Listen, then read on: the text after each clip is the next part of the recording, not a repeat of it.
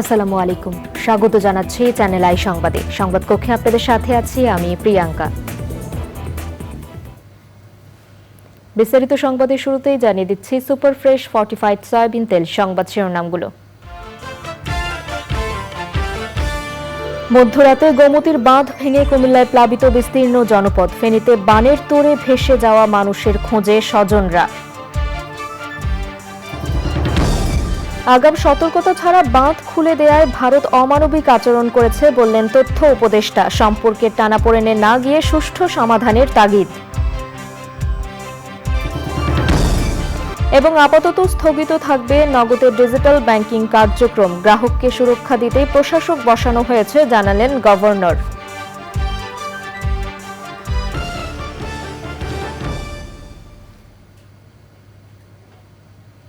সংবাদ শিরোনামগুলো জানাচ্ছিলাম। এখনকার সংবাদ আয়োজন একই সঙ্গে চ্যানেল আইয়ের ইউটিউব চ্যানেলে এবং চ্যানেল আইয়ের ওটিটি প্ল্যাটফর্ম আই স্ক্রিনে লাইভ স্ট্রিম হচ্ছে। যাচ্ছে বিস্তারিত সংবাদে। ভারতের ত্রিপুরা থেকে আসা ঢল ও প্রবল বর্ষণে কুমিল্লায় গোমতী নদীর বাঁধ ভেঙে গেছে। এতে প্লাবিত হয়েছে গোমতী তীরবর্তী বুরবুরিয়া গ্রাম। প্লাবিত হওয়ার আশঙ্কায় 2 উপজেলা সহ আশেপাশের এলাকা। প্রাণ বাঁচাতে আশ্রয়কেন্দ্রে যাচ্ছেন হাজারো মানুষ। বন্যায় 10 জেলায় পানিবন্দী হয়ে পড়েছেন প্রায় 36 লাখ মানুষ। বৃহস্পতিবার পর্যন্ত বন্যায় সারা দেশে 8 জনের মৃত্যুর খবর পাওয়া গেছে।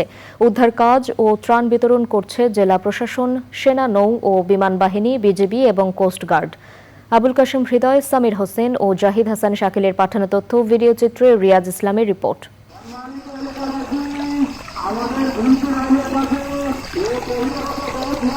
মধ্যরাতে এভাবেই বাঁধ রক্ষার জন্য মসজিদের মাইকের ঘোষণায় ঘুম ভাঙে কুমিল্লার গোমতীপাড়ের গ্রাম বুরবুরিয়ার বাসিন্দাদের। তবে শেষ রক্ষা হয়নি। প্রবল স্রোতে ভেঙে যায় বুরবুরিয়া এলাকায় গোমতীর বাঁধ। বাঁধ ভাঙার কারণে পুরিচং ও ব্রাহ্মণপাড়া উপজেলার বিস্তীর্ণ এলাকা বন্যার পানিতে তলিয়ে যাওয়ার ঝুঁকিতে রয়েছে। পানি উন্নয়ন বোর্ড বাঁধ ভাঙার বিষয়টি নিশ্চিত করে বলেছে, ভাঙা অংশ দিয়ে প্রবল তোড়ে পানি প্রবেশ করায় ঝুঁকিতে রয়েছে আশপাশের এলাকা। যেখানে সৌভাগ্যক্রমে যেখান দিয়ে ভাঙছে সেখানে খুব বেশি বাড়ি ঘর নাই, ওই জাস্ট পয়েন্ট দিয়ে। তবে একটা জায়গায় যখন বাঁধ ভেঙে যায়, মোটামুটি বুড়িচং ব্রাহ্মণপাড়া আংশিক কিছু অংশ তো প্লাবিত হবেই। গভীর রাতে বাঁধ ভাঙার খবরে গবাদি পশু নিয়ে আশ্রয়স্থলের দিকে রওনা হন শত শত গ্রামবাসী। আমাদের ঘরবাড়ি ওদিক দিয়ে সব ভেঙে গেছে।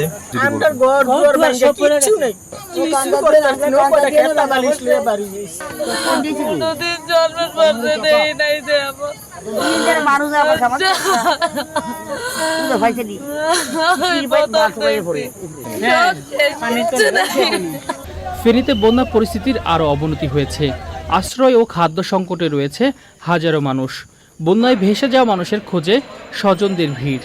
আমার আম্মার আজকে 2 দিন কোনো খোঁজ পাচ্ছি না। আমার বাড়ি পরশুরাম উপজেলা। এখন ওখানে কি হাল অবস্থা আছে, কোথায় আছে, কি আছে, এখনো আমরা কোনো খোঁজ নাই, কোনো খোঁজ পাচ্ছি না। আমি চট্টগ্রাম থেকে আসছি। শহরমুখী যারা আছে, শহর দিয়ে এদিকে কেউ ফোকাসই করতেছে না, এদিকে কেউ দেখতেছে না বিষয়টা। এদিকেও কিন্তু অবস্থা খুবই খারাপ। আমি বাড়িতে যোগাযোগ করছি, আজকে সকালে 1 মিনিটের মতো কথা বলছি, আর কথা বলতে পারি নাই। বন্যার পানিতে ডুবে ও বিদ্যুৎ স্পৃষ্ট হয়ে বৃহস্পতিবার রাত পর্যন্ত বিভিন্ন জেলায় 8 জন মারা গেছেন। এর মধ্যে কুমিল্লায় 4 জন, কক্সবাজারে 2 জন, ফেনীতে 1 জন এবং ব্রাহ্মণবাড়িয়ায় 1 জনের মৃত্যু হয়েছে।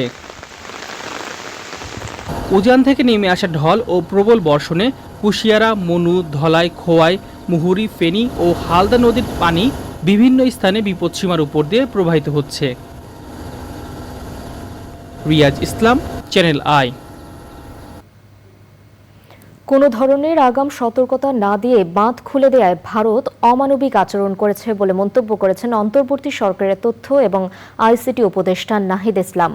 অন্তর্বর্তী সরকারের উপদেষ্টা পরিষদের বৈঠক শেষে আনুষ্ঠানিক সংবাদ সম্মেলনে তিনি বলেন, ভারত বাংলাদেশের সম্পর্কে যেন এ নিয়ে কোনো টানাপোড়েন না হয় সেজন্য সুষ্ঠু সমাধান করতে হবে। চকর মালিথার রিপোর্ট। প্রধান উপদেষ্টার বাসভবন ও কার্যালয় যমুনায় অন্তর্বর্তী সরকারের উপদেষ্টা পরিষদের দ্বিতীয় বৈঠকে সভাপতিত্ব করেন প্রধান উপদেষ্টা অধ্যাপক মোহাম্মদ ইউনূস। উপদেষ্টারা ছাড়াও গুরুত্বপূর্ণ মন্ত্রণালয়ের সচিবরা বৈঠকে উপস্থিত ছিলেন। দীর্ঘ বৈঠক শেষে বিকেল ৩টায় আনুষ্ঠানিক ব্রিফিং করেন অন্তর্বর্তীকালীন সরকারের ৩ উপদেষ্টা।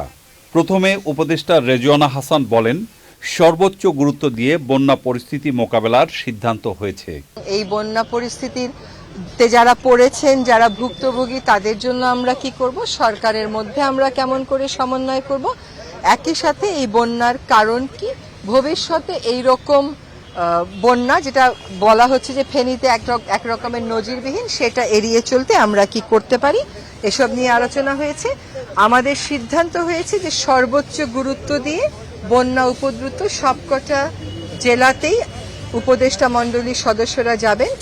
বন্যা মোকাবেলায় ব্যবসায়ী সহ সকলের সহযোগিতা চান উপদেষ্টা নাহিদ ইসলাম। কোনো ধরনের আগাম সতর্কতা এবং প্রস্তুতি নেবার সুযোগ না দিয়েই এই যে বাঁধ খুলে দেওয়া হয়েছে, এটির মাধ্যমে ভারত অমানবিকতার পরিচয় দিয়েছে এবং বাংলাদেশের সাথে অসহযোগিতা করছে। আমরা আহ্বান করব, আমরা আশা করব যে দ্রুত সময়ের মধ্যে ভারত বাংলাদেশের জনগণ বিরোধী এ ধরনের নীতি থেকে সরে আসবে এবং আমরা কিভাবে একত্রে বাংলাদেশের জনগণ এবং ভারতের জনগণকে এ ধরনের প্রাকৃতিক দুর্যোগ থেকে রক্ষা করতে পারি, সে বিষয়ে সুষ্ঠু সমাধানের পথ বের করতে হবে। বাংলাদেশের মানুষ এই বিষয়টি নিয়ে, শিক্ষার্থী এবং জনগণ ভারতের এই নীতি নিয়ে কিন্তু ক্ষুব্ধ এবং বাংলাদেশের জনগণ দীর্ঘদিন ধরে বাংলাদেশের যে পানির ন্যায্য হিস্সা সেটির জন্য আন্দোলন করছে, সেটির জন্য কথা বলে আসছে। তো আমরা আশা করব যে ভারত বাংলাদেশের সম্পর্কের ভিতরে কোনো টানাপোড়েন যাতে না রাখা হয় এবং একটা ন্যায্যতার ভিত্তিতে যাতে ভারত বাংলাদেশের রাষ্ট্রীয় সম্পর্ক প্রতিস্থাপন করা হয়। উপদেষ্টা আসিফ মাহমুদ এই সংকটকালে জাতীয় ঐক্যের আহ্বান জানান। এই দুর্যোগপূর্ণ এবং সংকটকালীন মুহূর্তে সব পক্ষের প্রতি আহ্বান থাকবে এই ধৈর্য ধরে আমাদের অপেক্ষা করার এবং আমরা সবারই দাবি শুনব। উপদেষ্টা পরিষদের বৈঠকের পরপরই প্রধান উপদেষ্টার সঙ্গে বৈঠক করেন 3 বাহিনী প্রধান। চকর মালিথা, চ্যানেল আই, ঢাকা। পানির উচ্চতার কারণে ভারতের বাঁধ থেকে স্বয়ংক্রিয়ভাবে পানি নেমে এসেছে বলে দাবি করেছেন ভারতীয় হাই কমিশনার প্রণয় ভার্মা।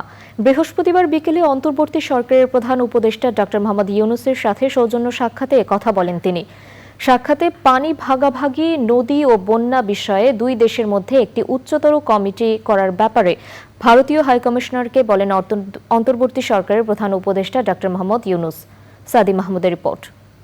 বাংলাদেশে সৃষ্ট বন্যা নিয়ে ভারতের পররাষ্ট্র মন্ত্রণালয়ের বিবৃতিতে আগেই বলা হয়েছে, বাংলাদেশের পূর্ব সীমান্তবর্তী অঞ্চলে ভারত কোনো বাঁধের মুখ খুলে দেয়নি। অতিরিক্ত পানির চাপে সেটি স্বয়ংক্রিয়ভাবে খুলে গেছে বলে বিবৃতিতে উল্লেখ করা হয়েছে। অন্তর্বর্তী সরকারের প্রধান উপদেষ্টা ড মোহাম্মদ ইউনূসের সাথে সাক্ষাতে একই সুরে কথা বলেছেন ভারতীয় হাইকমিশনার প্রণয় ভার্মা। পরে বৈঠকের আদ্যোপান্ত তুলে ধরেন প্রধান উপদেষ্টার প্রেস সচিব। প্রণয় ভার্মা বলেছেন যে ওনারা বাংলাদেশের সাথে কাজ করতে চান, বাংলাদেশের শেয়ার্ড প্রসপ্যারিটি, বাংলাদেশ এবং ইন্ডিয়ার মধ্যে ওইটার ব্যাপারে ওনারা এমফাসিস দিয়েছেন। ফ্লাড সিচুয়েশন উনি বলছেন যে ত্রিপুরা যেটা ফ্লাড হচ্ছে বা ওই রিজিয়নে, এটা খুবই আনপ্রেসিডেন্টেড একটা ফ্লাড। ওইখানেও প্রায় 50,000 মতো লোক ডিসপ্লেস হয়েছে। বাঁধের কথা আসছে, এটা থেকে অটোমেটিক রিলিজটা হয়েছে। এত পানির উচ্চতা, এত পানি, তো ফলে এটার থেকে পানি অটোমেটিক রিলিজ হয়েছে।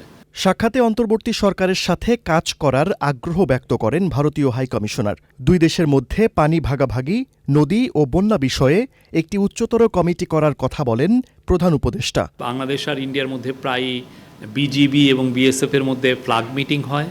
তো স্যার বলেছেন যে এরকম কোনো কোলাবোরেশন করা যায় কি না, যে আমরা আর ইন্ডিয়া মানে হাই লেভেল ফ্ল্যাগ মিটিং যখনই এই ধরনের এই যে বন্যার হঠাৎ করে, যেহেতু আমরা আর ইন্ডিয়া একই ক্যাচমেন্ট এরিয়া শেয়ার করি বা একই অনেক ক্ষেত্রে আমাদের ডেল্টাটাও ওভারল্যাপ করে, সেক্ষেত্রে এই যে ওয়াটার, তো we share the same water.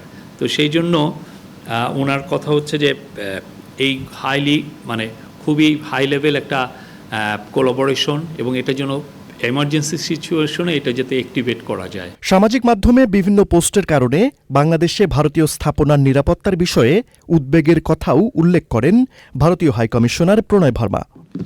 সাদি মাহমুদ, চ্যানেল আই, ঢাকা। নগদের ডিজিটাল ব্যাংকিং কার্যক্রম আপাতত স্থগিত থাকবে বলেছেন বাংলাদেশ ব্যাংকের governor doctor Ahsan H Mansur. তিনি বলেন, গ্রাহককে সুরক্ষা দিতেই বাংলাদেশ ব্যাংক প্রশাসক বসিয়েছে। নানা দাবি দাওয়া নিয়ে ব্যাংকিং খাতে আন্দোলনকারীদের যৌক্তিক হওয়ার পরামর্শ দিয়েছেন গভর্নর। তার মতে, অন্তর্বর্তী সরকারকে ব্ল্যাকমেইল করে কিছু আদায় করার চেষ্টা থেকে বিরত থাকা উচিত নাগরিকদের। রেজভি নওয়াজের রিপোর্ট। 5ই আগস্ট সাবেক প্রধানমন্ত্রী শেখ হাসিনার দেশ ছাড়ার পর থেকে অন্তর্বর্তী সরকারের কাছে প্রতিদিনই কোনো না কোনো দাবি দেওয়া পেশ করছেন বঞ্চিত থাকা কর্মজীবীরা। আর্থিক খাতও এর বাইরে নয়। বাংলাদেশ ব্যাংকে জোর করে গভর্নরের উপদেষ্টা বিএফআইইউ এর প্রধানসহ 2 ডেপুটি গভর্নরকে চাপের মুখে পদত্যাগ করানোর ঘটনা ঘটেছে। বৃহস্পতিবার অগ্রণী ব্যাংকের সিইওকে অবরুদ্ধ করে রাখেন কর্মীরা। আমরা 750 মাঠ সহকারী সহ প্রায় 900 কর্মচারী নো ওয়ার্ক নো পে ভিত্তিতে 14 বছর ধরে কাজ করতেছি। নো ওয়ার্ক নো পে একটি আধুনিক দাসত্ব। দীর্ঘদিন ম্যানেজমেন্টের কাছে চাওয়ার পরেও তারা আমাদের এই চাকরি স্থায়ী করে না। বারবার বিভিন্ন টালবাহানা করে করে এই অর্গানোগ্রামের অজুহাত দেখিয়ে আমাদের চাকরি থেকে বঞ্চিত করে। তো তাদেরকে আমি বলেছি সকালবেলা যে আপনারা একটু ধৈর্য ধরেন, কাজে ফিরে যান। আপনাদের প্রতি আমাদের সহানুভূতিশীল। আমি আমার সিনিয়র ম্যানেজমেন্টের যারা ছিল তাদেরকে নিয়েও কথা বলেছি। আমরা তাদের কষ্ট ফিল করছি, কিন্তু একটু সময় তো লাগবে। এই সময়টুকু তো আমাদেরকে দিতে হবে। বিকেলে বাংলাদেশ ব্যাংকে ব্রিফিংয়ে আর্থিক খাতের বিশৃঙ্খলার বিষয়টি নিয়ে প্রশ্ন করা হয় গভর্নরকে। সরকার এবং নাগরিক সমাজ সবাইকে একটু রব তুলতে হবে, এটা ঠিক না, this is not right. Case by case এটাকে রিভিউ করা যেতে পারে, অবশ্যই দেখতে হবে। আমরাও দেখছি, এই যে যেমন বিভিন্ন ব্যাংক কর্তৃপক্ষ আসছেন, তাদের তো এটা তো তাদের গ্রিভেন্স একটা, তাই না, যে আমাদেরকে ডিজিএফআই দিয়ে গান পয়েন্টে আমাকে বোর্ড থেকে সরিয়ে দেওয়া হয়েছে। তো এটা একটা জেনুইন গ্রিভেন্স। নগদে প্রশাসক কেন, তাও ব্যাখ্যা করেন আহসান এইচ মনসুর। আমরা একটা অডিট করে আমরা বুঝতে হবে যে আসলে চিত্রটা কি। অ্যাজ অফ নাও আমাদের net position is small positive, but that's cash flow, that's not asset, that's the cash flow position. That's the good news, that we don't have to deal with immediately একটা বড় deficit financing করার কোনো দরকার। ইসলামী ব্যাংকের মতো S Alam গ্রুপের মালিকানায় থাকা সবগুলো ব্যাংক পর্যায়ক্রমে পুনর্গঠন করা হবে বলে জানান governor. Rizvi Nawaz, channel I, Dhaka. দর্শক, এবারে বিরতি এবং বিরতির পর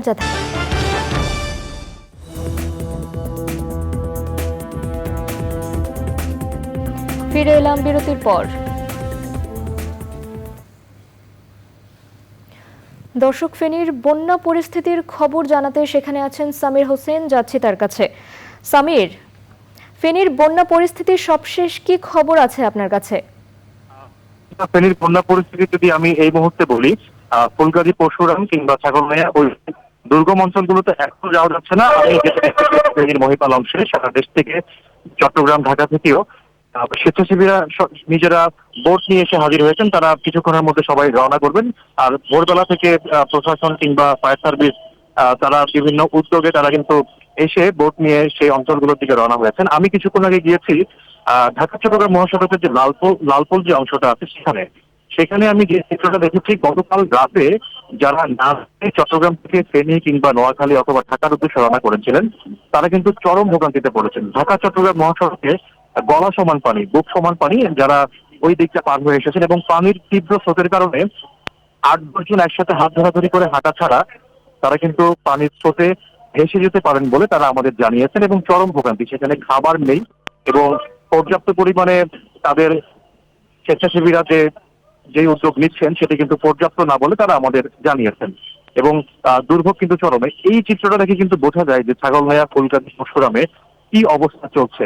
এবং সবাই জানাচ্ছেন, স্বেচ্ছাসেবীদের সাথে আমার কথা হয়েছে, তারা জানিয়েছেন যে দ্রুত উদ্ধার কার্যক্রম এবং ত্রাণ যদি পৌঁছানো না যায় তাহলে কিন্তু বড় ধরনের দুর্ঘটনা ঘটতে পারে, যেহেতু কোনো খবর পাওয়া যাচ্ছে না। এবং গতকাল রাত থেকে মহিপাল অংশে অনেকেই ভিড় জমিয়েছেন, তারা তাদের স্বজনদের সাথে গত 2-3 দিন ধরে কোনো যোগাযোগ করতে পারছেন না। প্রিয়াঙ্কা, এই ছিল এই মুহূর্তে আমার কাছে ফেনীর সর্বশেষ। ধন্যবাদ সামির, আপনিও সাবধানে থাকবেন এবং আমরা পরবর্তীতে আরো জানবো আপনার কাছে। দর্শক, এবারে নিটোল টাটা কৃষি সংবাদ।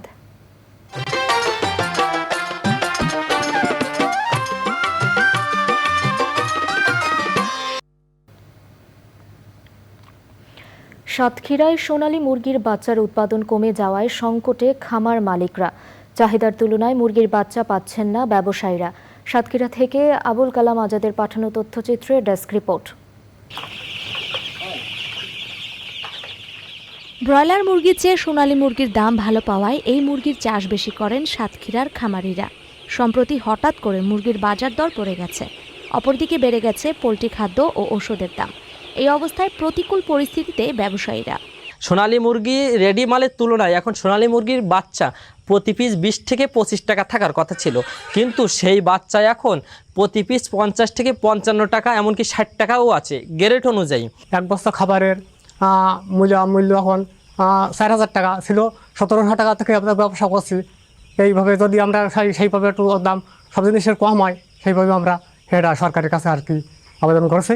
বাচ্চা ঠিক মতো পাচ্ছি না, খাদ্যর দাম বেশি, তারপরে সব দ্রব্যমূল্যর দাম বেশি, বাচ্চার রেটটাও অনেক বেশি আর খাবারের রেটও বেশি, যে কারণে আমাদের রেডি মুরগি যেটা সেটার আবার দাম কম, যে কারণে আমাদের লসের পরে লস হচ্ছে। আমরা এখানে অনেক খামারি আছি। সাতক্ষীরা উপজেলা প্রাণী সম্পদ বিভাগ জানিয়েছে চাহিদার তুলনায় মুরগির বাচ্চার উৎপাদন কম থাকায় এমন পরিস্থিতি। যখন ব্রয়লার বাচ্চার রেট বেড়ে যায় তখন খামারিরা ব্রয়লার বাচ্চা লালন পালন করা থেকে বিরত থাকে এবং সেই সময়ে তারা সোনালী বাচ্চার দিকে মনোযোগ দেয়। এই চাহিদা বেড়ে যাওয়ার কারণে সামগ্রিকভাবে সোনালী বাচ্চার সংকট তৈরি হয়। আশা করা যায় যে খুব শীঘ্রই এই বাচ্চার সংকট থেকে মুক্তি পাওয়া যাবে। সাতক্ষীরায় 309টি নিবন্ধন করা সোনালী মুরগির খামারে 22 লাখ মুরগির চাষ হয়। খামারিরা বলছেন, বর্তমান পরিস্থিতিতে স্থানীয় চাহিদা মেটানোই কষ্টকর, তাই সংশ্লিষ্ট কর্তৃপক্ষের সহযোগিতা চান তারা। Sultana Himu, channel I. এবারে প্রকৃতি সংবাদ।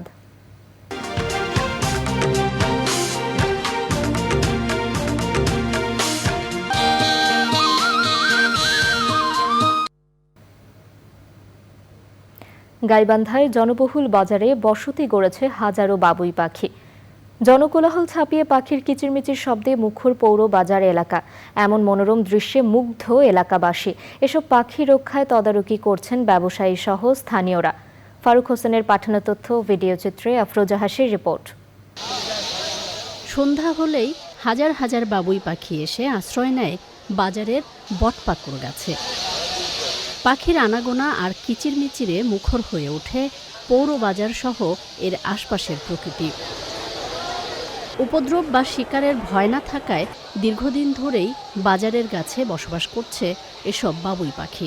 5টার পর থেকে আসা শুরু হয় পাখি।